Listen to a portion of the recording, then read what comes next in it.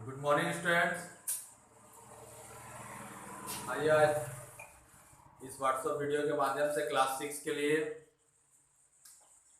Chapter का नाम है क्लॉथ एंड क्लॉथ मटेरियल्स, यानी वस्त्र एवं वस्त्र पदार्थ। देखिए ये किस प्रकार से हमारे हम लोग जो कपड़ा पहनते हैं उसी को हम लोग क्लॉथ के रूप में जानते हैं। क्लॉथ मटेरियल कोई रेशा से बना हुआ है, तो हमारा कपड़ा किस किस रेशे से बनता है, इन्हीं विषयों के बारे में कुछ मैं आप लोग को बताने जा रहा हूं। तो सबसे पहला बिंदु है आपका कपास। कपास की खेती होती है और कपास जो है एक महत्वपूर्ण पौधों में से एक है, जो आज से नहीं पिछले 5000 वर्षों से मनुष्य कपास के रेशे से वस्त्र को बनाता आ रहा है। 5000 वर्षों से, पिछले 5000 वर्षों से मनुष्य जो है वो कपास के खेती करके उसके कपास की पौधे से प्राप्त रेशा से वस्त्र को बनाता आ रहा है और आज भी बनता है। तो ये ग्रीष्म ऋतु में ये फसल उगाया जाता है, उसमें फल लगते हैं जिसको हम लोग कहते हैं डोड़े। उसी डोड़े से जब वह पक जाता है तो उसी डोड़े को पौधों से तोड़ करके कृषि लाते हैं कृषक और उसे बेचते हैं।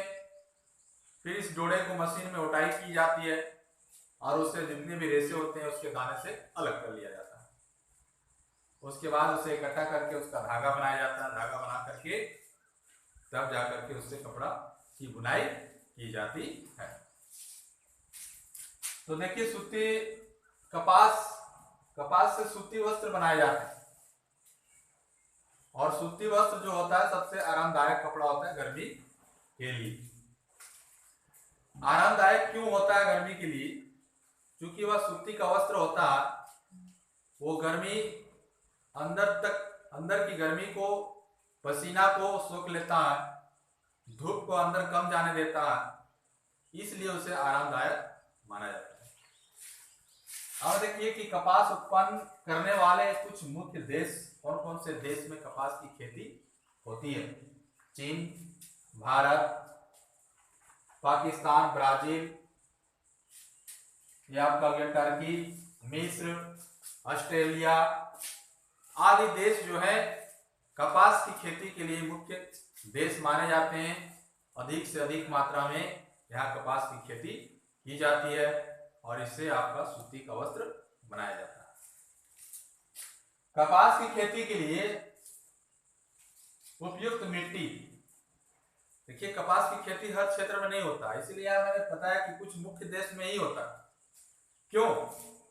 क्योंकि कपास की खेती के लिए उसका उपयुक्त मिट्टी होना चाहिए। मिट्टी पर निर्भर करता है, हर क्षेत्र का हर मिट्टी में कपास की खेती नहीं होती। तो इसके लिए मिट्टी कैसा चाहिए? जलोढ़ और काली मिट्टी। काली मिट्टी होनी चाहिए, उसका बिल्कुल मिट्टी का रंग काला जिसमें होता हो। इस प्रकार ये दो मिट्टियों में कपास की खेती अधिक से अधिक मात्रा में होती है। अब देखिए कि इसके लिए उच्च तापमान आवश्यक है। इस पौधे के लिए उच्च तापमान आवश्यक है, इसे तापमान अधिक मात्रा में चाहिए।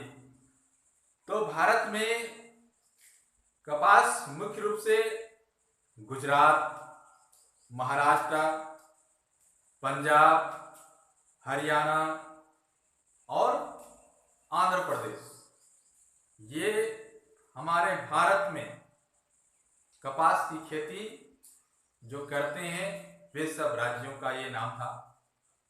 कहाँ? गुजरात में होता है, महाराष्ट्र में होता है, पंजाब में होता है, हरियाणा में होता है, आंध्र प्रदेश में होता है। तो भारत में इन क्षेत्रों में कपास की खेती की जाती है। तो ये आपके कपास के बारे में बताया मैंने। पिछले अध्यायों में आप लोग को रेशम के बारे में, ऊन के बारे में बताया था।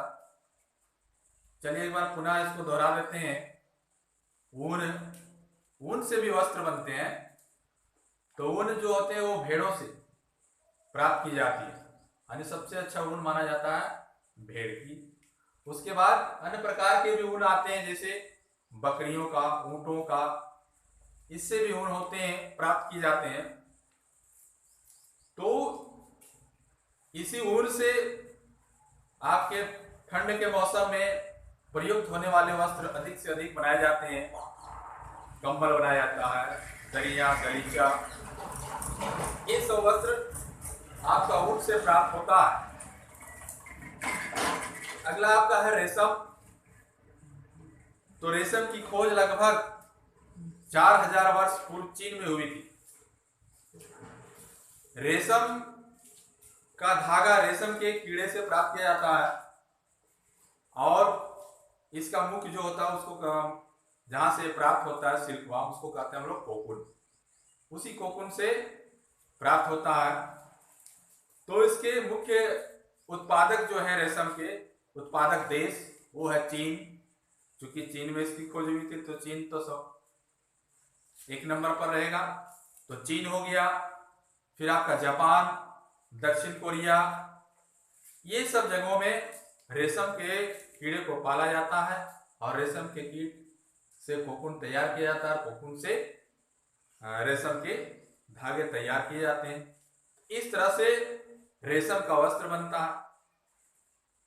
अब है कि प्रत्येक कोकून से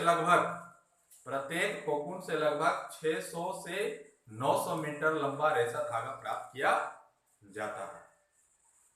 आपको बताए थे पिछले कक्षाओं में कि रेशम से अन्य वस्त्र जैसे कि शिफॉन और सेटिन आदि वस्त्र भी बनाए जाते हैं।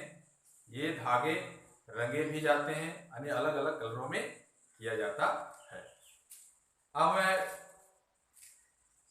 इस वीडियो को यहीं समाप्त करना चाहता हूं। अगले दिन आपको बताएंगे कि कृत्रिम रेशे किसे कहते हैं।